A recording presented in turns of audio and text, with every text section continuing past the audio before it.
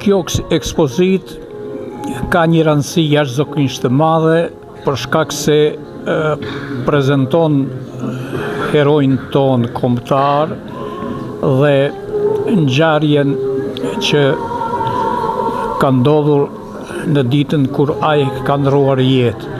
Pra, heroi jon kombëtar ka lënë një histori jashtëzakonisht të madhe dhe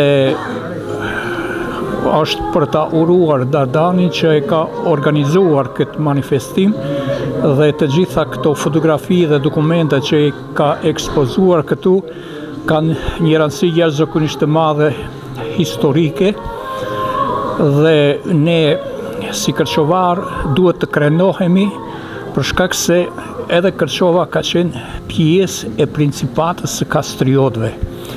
Pra, Skenderbeu, nona e Skenderbeut ka qenë vajza e princit Gërguri që ka qenë princ i Pollogut dhe ai vajzën e vet ja ka dhënë Gjonit, por ja ka dhënë me gjithë Pollog dhe me gjithë Kërçovë për shkak se nuk ka pas djalë, kështu që ne Principata e Kastriotëve zgjatet deri në hymje të Shkupit.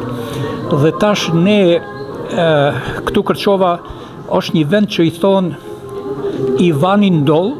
Ivani Ndoll, slavisht, macedonisht, është toka e Gjonit, se slavët, sërbët e kanë thirrë Ivan Gjon Kastriotin dhe Gjergj Kastriotin.